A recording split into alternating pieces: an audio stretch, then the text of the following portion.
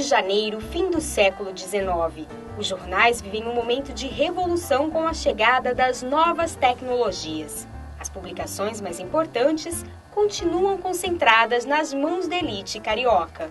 Mas na cabeça dos jornalistas, uma ideia está sempre presente, não importa a época. A única maneira dele realmente se expressar é ter seu próprio jornal, né? Sua própria revista. Então eu acho que todo jornalista um dia tenta lançar um jornal, mas pouquinhos conseguem. Gustavo de Lacerda, mulato e pobre, conseguiu. Fundou o jornal O Meio-Dia em 1884. Foi o pontapé inicial da carreira como jornalista.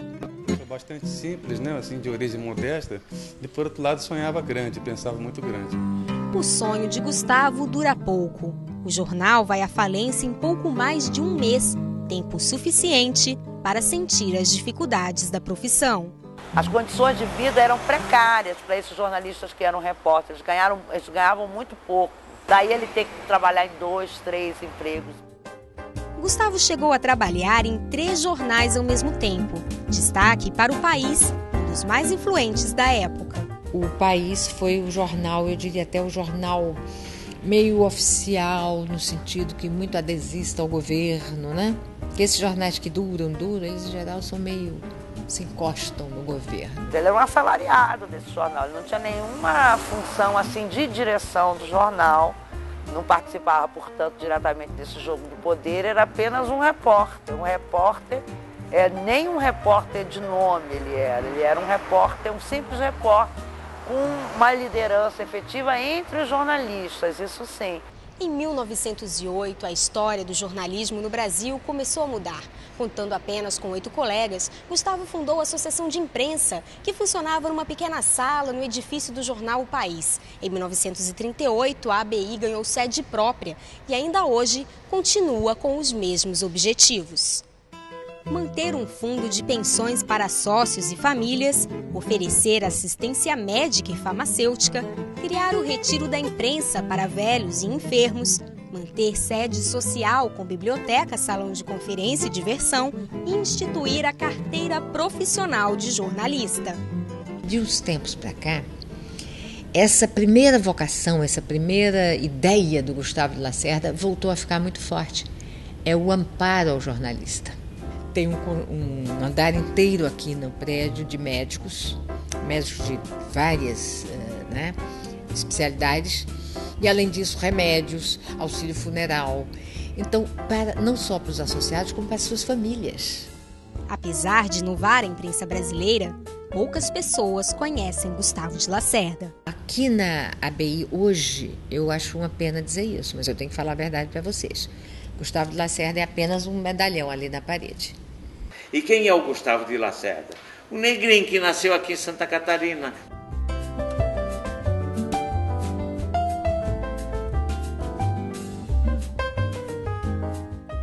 Gustavo nasceu em Desterro, atual Florianópolis, capital de Santa Catarina.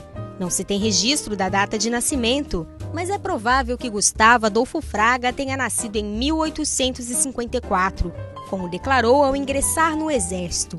Em 1878, passou a assinar Lacerda, sobrenome da mãe. Gustavo se destacava pelas boas notas na escola militar, mas não foi muito longe na carreira por ser indisciplinado.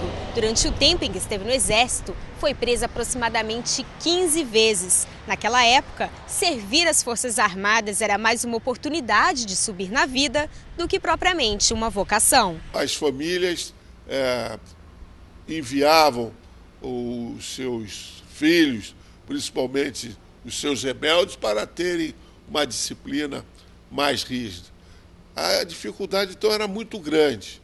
Não eram bem remunerados e é daquela época que veio o espírito da miséria dourada, né? Eles eram pobres, mas externamente tinham o brilho dos seus uniformes.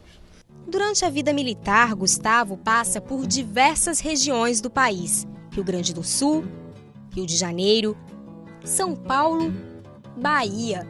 Em 1880, retorna à cidade natal, Desterro, onde no ano seguinte se desligaria do Exército.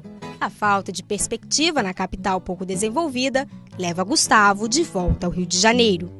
Gustavo de Lacerda viveu os últimos anos de sua vida aqui nesta rua que hoje leva seu nome. É provável que tenha morado nesta casa, onde antes funcionava um cortiço habitado por artistas do teatro. Foi aqui que Gustavo conheceu uma artista francesa com quem teve um filho.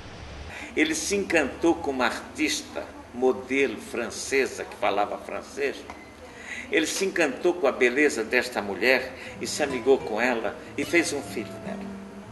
Do filho não ficou qualquer registro. O último parente de que se tem notícia foi uma sobrinha, Celuta Fagundes. Ela trabalhou a vida inteira na BI e morreu há mais de 10 anos.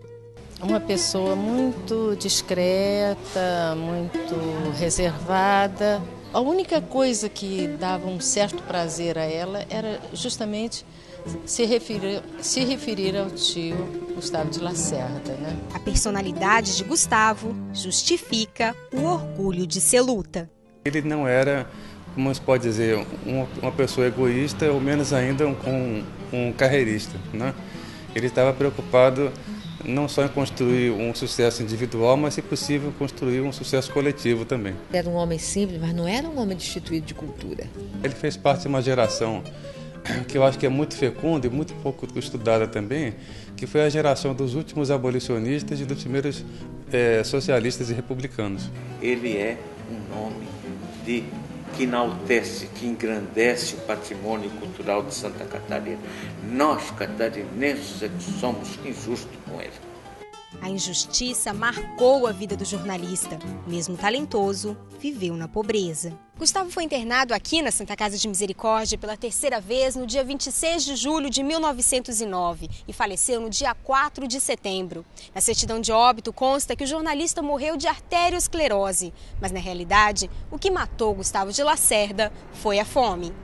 A dona da pensão foi reclamar, perguntar, e agora que ele morreu, quem é que vai pagar a pensão que ele não pagou? Quer dizer, é uma ironia do destino. Um homem que é patrono da academia, que é glória da imprensa brasileira, morreu como indigente e sofreu uma vida inteira.